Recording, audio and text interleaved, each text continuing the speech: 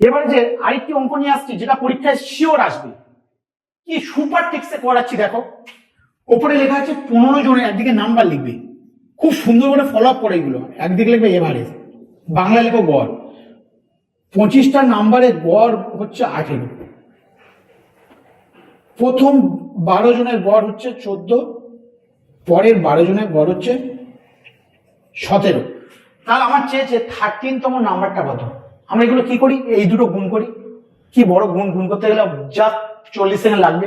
আবার এই দুটো গুণ করি, আবার এই দুটো গুণ করে এই দুটো যোগ করে ওটা থেকে বিয়োগ করি। প্রায় 3.5 মিনিটে গল্প, আমি 3.5 সেকেন্ডে করাচ্ছি।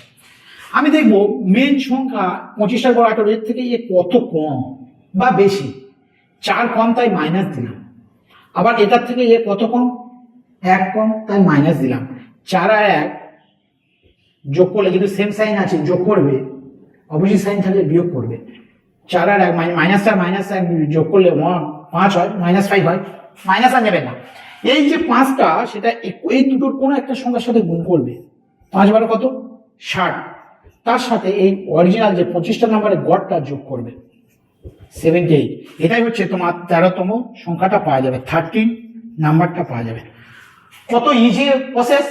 আরেকবার বলি, মেন সংখ্যা থেকে বিয়োগ করবে -4, এই বিয়োগ করলে -1, 4 আর 1 বিয়োগ করলে -5, এই 5টার সাথে গুণ করে অরিজিনাল যেটা যেটার সাথে যোগ করবে। আমি এরকম একটা ম্যাথ দিচ্ছি, তোমরা বাড়িতে হোমওয়ার্ক করে আমাকে জানাবে, তাহলে আমি বুঝতে পারবো তোমার বাড়িতে ভালো প্র্যাকটিস করছো, এটা আসবেই কনফার্ম।